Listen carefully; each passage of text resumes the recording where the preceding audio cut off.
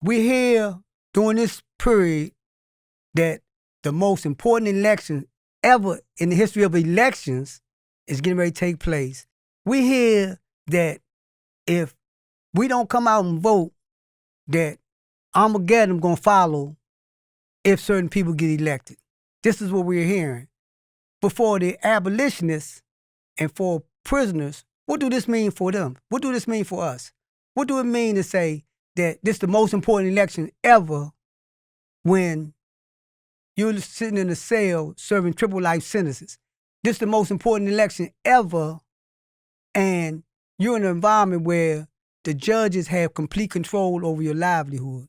Joining me today is Nicole Lewis from the Marshall Project to talk about why prisoners are voting for Trump, but more importantly, to give us some insight to the electoral process and electoral system as it relates to those of us that are on the plantation. Welcome, Nicole. Thanks for having me on. First, tell our audience a little bit about yourself, and before we get into the subject matter. Yeah, absolutely. So I'm a journalist. I'm an editor at the Marshall Project, and we are a nonprofit news organization that covers the criminal justice system. And typically our pieces kind of take a systemic look at, issues of abuse, harm, wrongdoing, inequality. We use journalism, we tell stories to kind of shine a bright spotlight on where things are not working. And our mission is to create a national sense of urgency about the criminal justice system. Okay, and right there. So, as you seen how my intro, as it relates to the electoral process and from the abolition, and I'm talking specifically from an abolitionist perspective, or from the carceral. We're not trying to reform prisons. We're not trying to make sanitized prisons. We're trying to abolish prison. That's what the abolitionist position is. But in that regard, how do the abolitionists, and this is a question that we've been proposing lately, what's the abolitionist perspective on the electoral process? So you wrote a piece on why prisoners vote for Trump. So let's talk about this, okay? And I'm gonna set it up like this here. All right. When I was locked up, I was telling one of my colleagues this. When I was locked up, I was in one institution, and when I was walking around the institution, they had throughout the institution, vote for Robert Ehrlich. Robert Ehrlich was a Democrat, was Republican that was running for governor in the state of Maryland. And I was saying I'm like, why would anybody in their right mind vote for Ehrlich? And so I'm asking around, because the population is somewhat enlightened. I'm asking around like, why are we putting this stuff up here saying vote for Ehrlich? And this is what they said. They said that a Democrat delegate had went to Ehrlich and asked Ehrlich, would he be inclined to pardon lifers or cut life with people that had life sentences, cut their sentences, or look at their case. And that was the highest issue for prisoners in the state of Maryland at that time. So we got a secular interest that's being represented, and somebody went to a Republican governor, a potential Republican governor, saying, would you be inclined to do this? And he said, yeah. And the delegate came back to us and said, this is what he's going to do, versus what the Democrat governor is doing or has been doing. So what's the difference? Okay, we saying don't vote for Trump, or why people vote for Trump, but they saying don't vote for Trump, but vote Democrat. However, the Democrats are in control now. You got a Democratic president, vice president running. In some quarters they call it the top cop. So why wouldn't people vote for Trump? Come on. Mm-hmm. So you framed this really perfectly. I think you're asking all the right questions here. So let me back up before I truly get into that answer to just give a little bit more context. So for the last 3 elections, I've run a survey of incarcerated people. It started in 2020. I did one in 2022. And of course, I did one ahead of this election in 2024. So this year alone, we heard from 54,000 people across 45 different states, prisons, and 785 facilities, or 745 facilities across the country. So this is the largest kind of representation that we have right now of what incarcerated people are thinking about this election. And like you said, it's been framed in the media as a really consequential and incredibly important election. Right, I think it's the right. right question to ask. What does it actually mean for incarcerated people? That's the intention behind it. For the last 6 years, I've been at TMP as a reporter. I've covered felony disenfranchisement laws. So what I've seen is the way that states have reconsidered people losing their voting rights when they're convicted of a felony.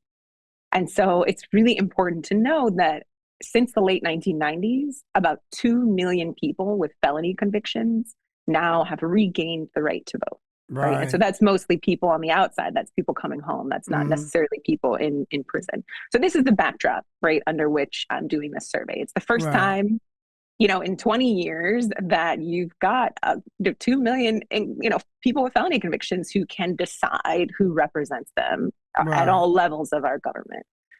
So when we take a look inside and we say, we ask incarcerated people, mostly in prison, who are not eligible to vote, we say, well, who would you pick?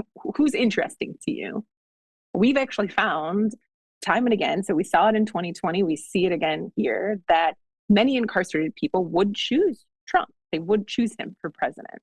And I think it's really important to know that by and large, it's a lot of white men who are incarcerated who feel very strongly about Trump. Black men, somewhat, right, to some degree, but that survey result is really driven by the white prison population, Mm. right? So that's just to sort of start there. Trump has white male supporters behind bars. I don't actually think that should be that surprising, Right, right? right, right, That right. tracks what we see. But let me break it down even further. So when we go and we ask people and we say, well, what is interesting to you about this candidate? Why Right. does he appeal to you? It's exactly what you're saying in this this previous Maryland race. A lot of people have a false understanding. I want to make this really clear because it's not correct. They have a false understanding that Trump is going to help them get out of prison. Right, right. Right. And the reason they believe this is because of some of the work that he did with the First Step Act. That's right. Come That on. was federal. So Right. it doesn't apply to people in state prisons, right? Because of some of the work that he's done with Kim Kardashian, because of people like Alice Johnson, who he was able to get out of prison. But again, by and large, our survey is entirely people in the state system. And so it's not actually asking federal Right, people, right. right?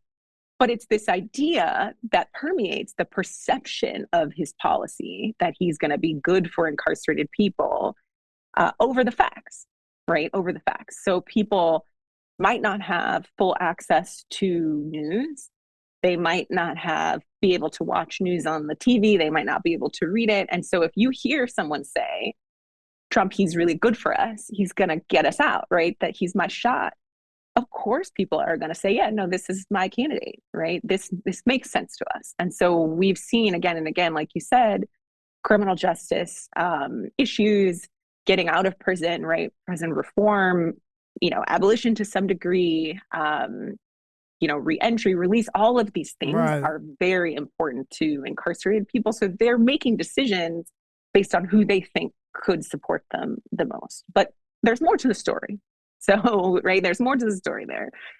The other thing I think is really important to know is that when Kamala entered the race, when she became the Democratic nominee, we actually saw a surge of support for her. So a lot of people, particularly Black people, who were saying originally that they would vote for Trump in a Trump-Biden race, said that they would now choose the VP. Mm.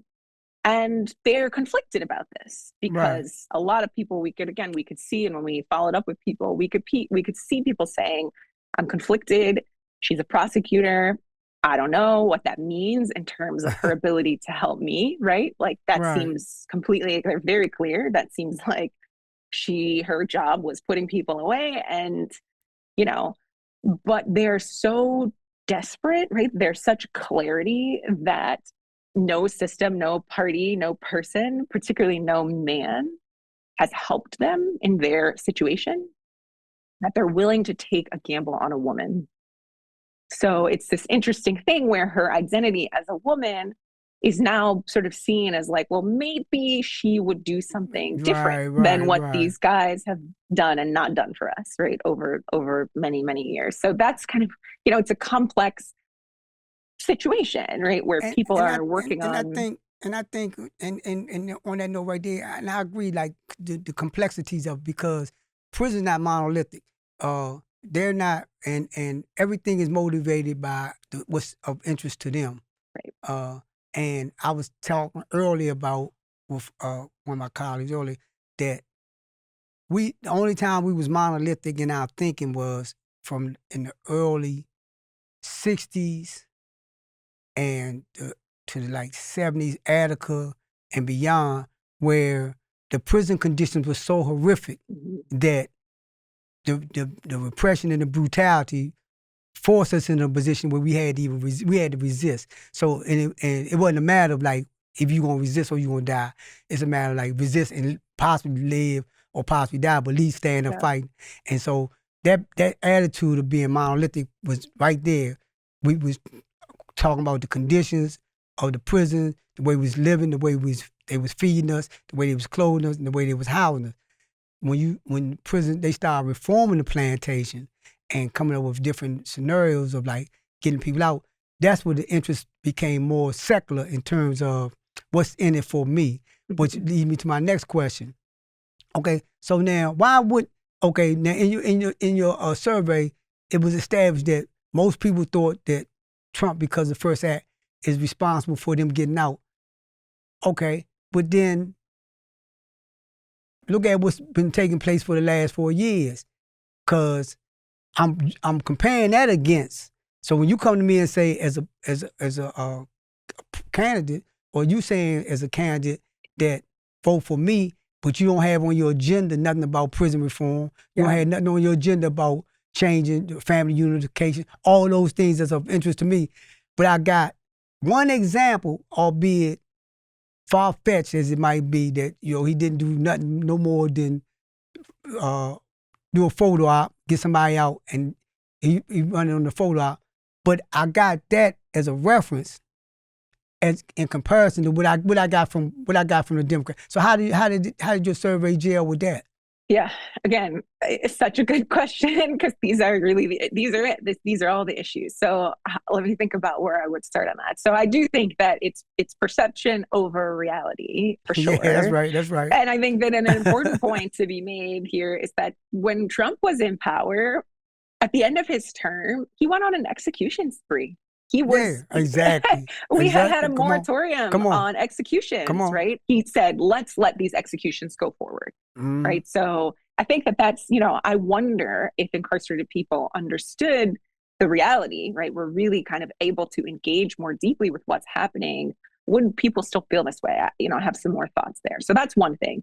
But I will say, from what we've been looking at and trying to get our heads around both candidates' policies, both candidates are actually really thin on criminal justice issues right now. There's a lack of clarity on both sides, right? About productive things that people would do. But I will say, still, when we stack the policy perspectives up against each other, Trump is much more punitive, right? He is really taking a much more punitive approach. He's really trying to limit any and all kinds of protections, right? Trying to continue to restart the death penalty, right? So it's pretty clear that if, as a president, he would have a very different sort of policy and position. Kamala is sort of still undeveloped, right? She's a blank slate. We don't exactly know what a Kamala presidency means.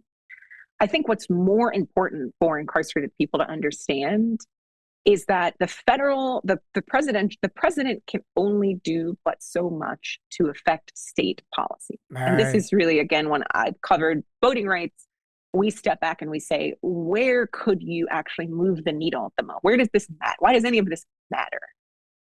The president is limited.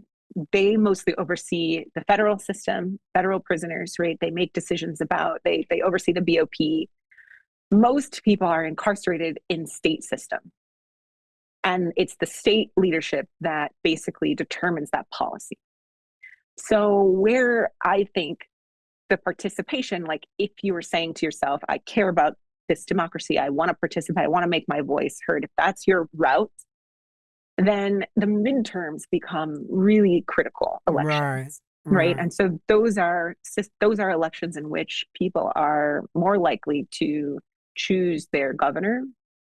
They're more likely to vote in some states where judges are elected. They get to vote on judges, sheriffs, district attorneys, city council, state legislature, right?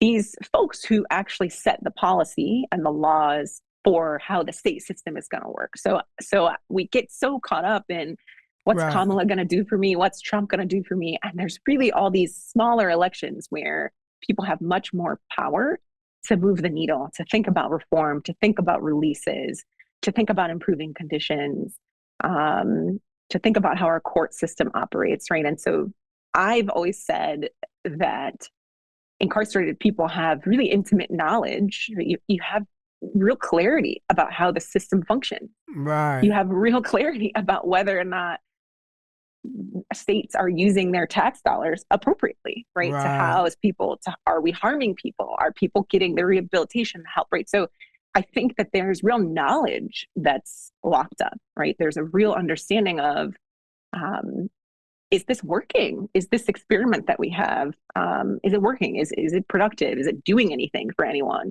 Is it just harmful, right? So that's really what I would say. Of like, I know we pay a lot of attention to what's Trump or what's Kamala going to do for me. I would say neither person is going to do much. Trump is objectively, when we compare policies side by side, potentially much more harmful for incarcerated people.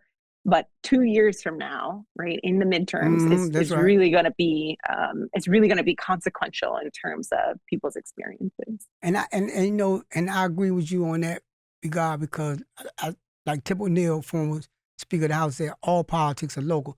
But I had the opportunity to interview some people in Louisiana, and they got an organization called Voices of the Educated, and it's VOTE. As Voices of the Educated. And what they did, going back to your analysis, right, about the impact of local elections, they was able to mobilize the community to vote around the sheriff election. Yep. But the way they was able to get traction on it was they went to everybody that was locked up, still locked up, and the ones that was out there was locked up. They went through the county jail, this particular jail, and said, man, listen, we trying to get rid of this sheriff. You know what the conditions are in this environment. That's right. So it's not a matter of like you not knowing that. So we're asking you to vote for this person because this person is signed onto our agenda saying that they're going to do the necessary things to change the conditions. And they was able to get the sheriff in. And the sheriff, did some things and didn't do other things. Because when you're dealing with the political aspect of it, you still be holding to your stakeholders, right, for lack of a better word.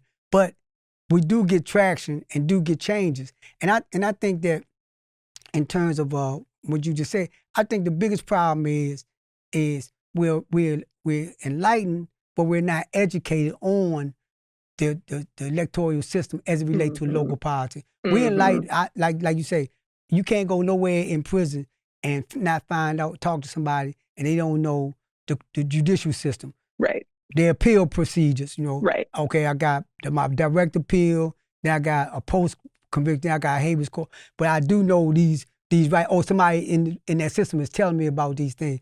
But what I don't know is, and nobody organized me around is, that all the judges on the bench, they come up for elections. Right. So if they're not, you dig what I'm saying? So as we close out, talk about why you think that we don't have that kind of attention nationwide. Because like you say, on the federal level, even on the federal level, the president has so much to do. But even beyond that, the Congress, the judiciary, the committees in the Congress, where the people are locally elected, the congressperson, the senate person are locally elected. Why you think that we don't have that kind of insight? Yeah. Or why you think that it's not being mobilized in that regard? Yeah, no, this is great. I mean, it's really what you're talking about here is, right, if people had more clarity, they could come up with a strategy for how they win. Right? They could make decisions that, right?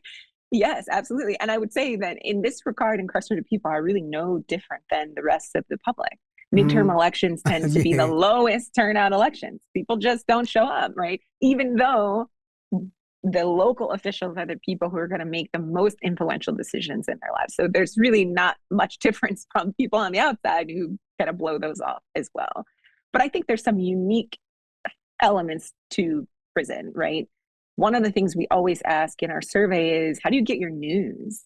Who do you talk to about this, right? Like, how would you actually go about educating yourself? And what we've seen is that news is extremely controlled. Information is extremely censored, right? So even if you wanted to, even if you were like, I'm gonna figure this out for myself, and so I can make decisions, you still might be prevented by the administration from accessing the news and information that you would need to have a clear understanding. And we see this again and again. We ask people directly because we know, right? We know how it works. So we want to say, well, if you wanted to even understand more about your governor, like what would you consult? And people tell us, we're really cut out. We're really censored.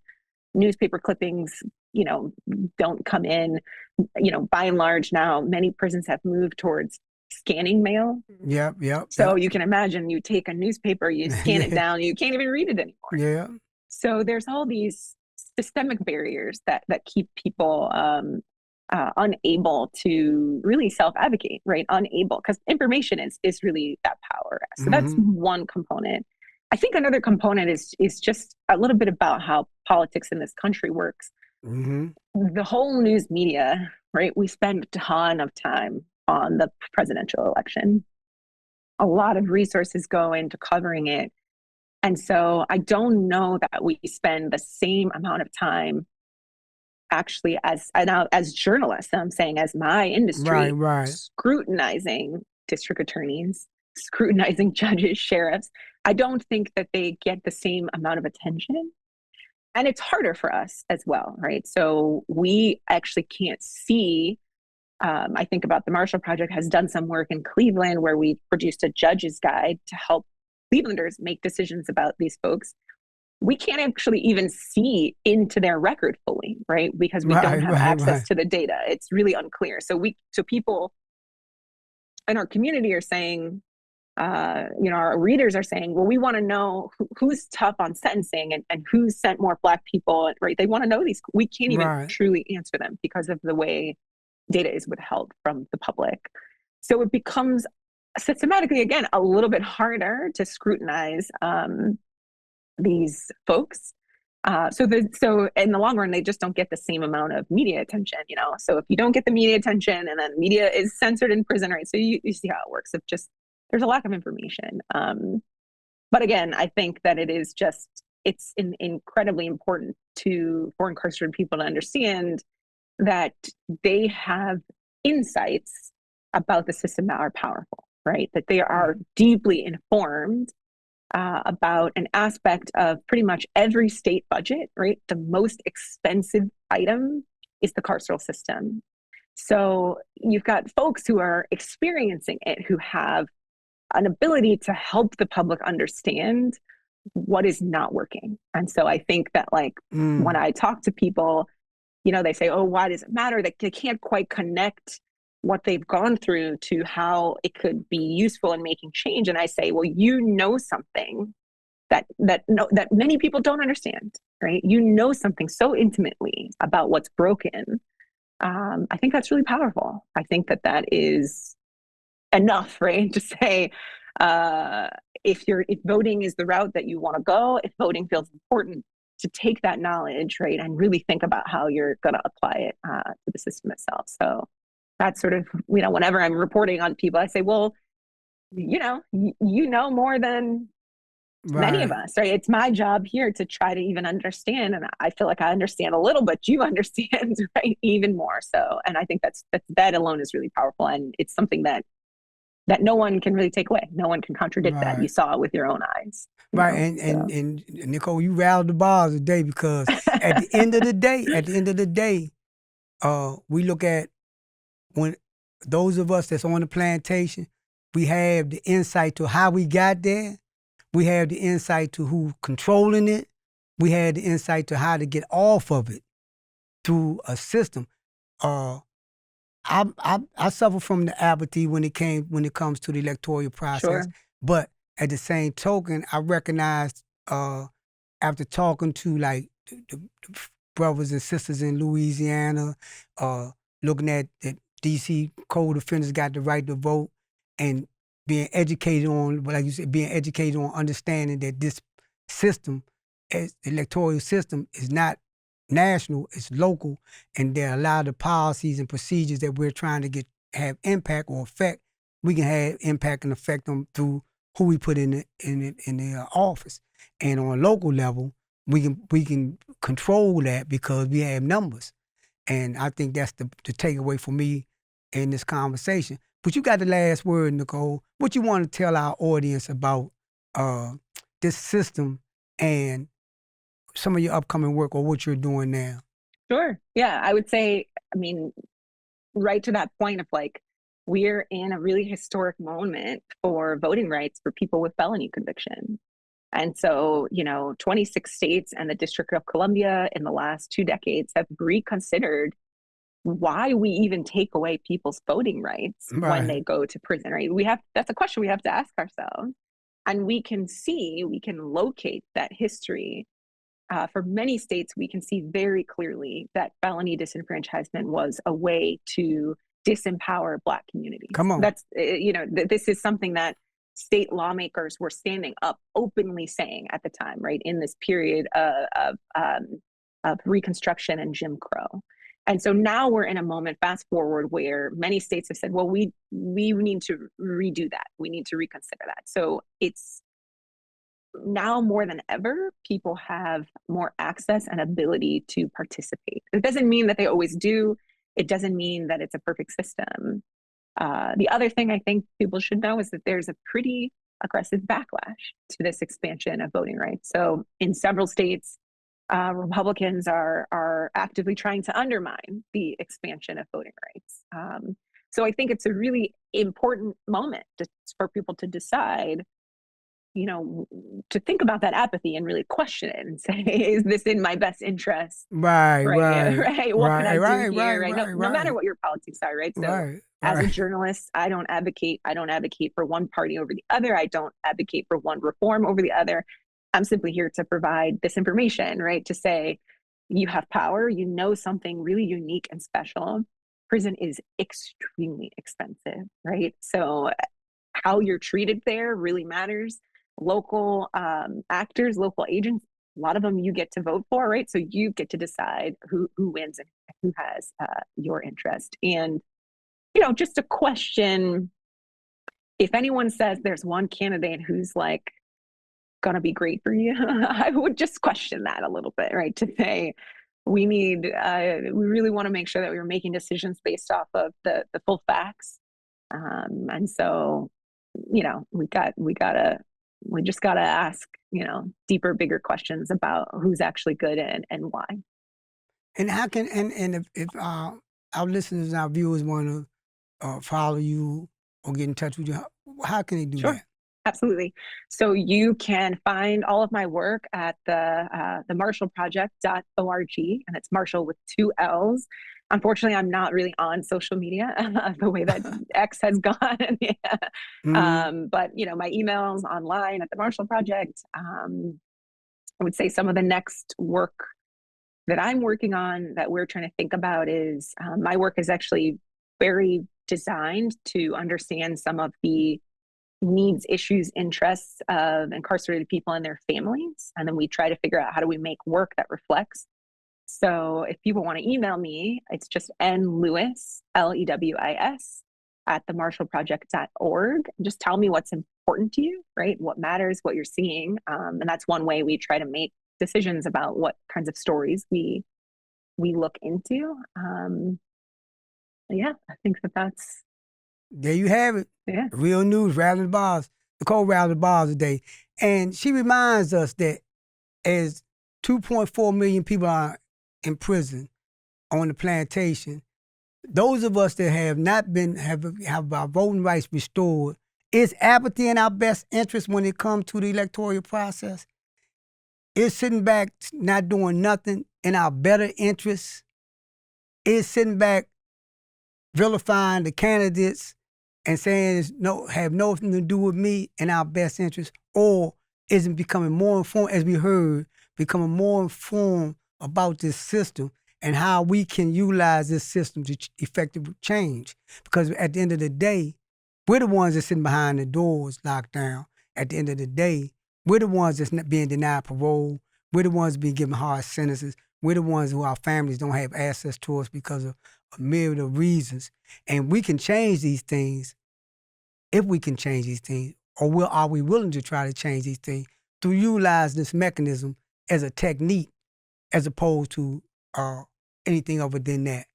Thank you, Nicole. I really appreciate you coming on. And we ask that y'all continue to support the Real News and Rattling the Bars, because it's only on the Real News and Rattling the Bars you're going to get someone like Nicole Lewis to come in and educate us on this system and educate us on all the myths associated with the electoral system and how this is being shaped to get us to look a certain way at certain candidates as opposed to looking into ourselves and how we can utilize our own strength and our own powers. We ask you continue to do this, and because there's only one reason we ask. We are actually the real news.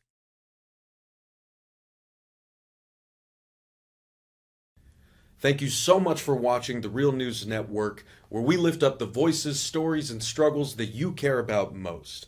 And we need your help to keep doing this work. So please tap your screen now, subscribe, and donate to the Real News Network. Solidarity forever.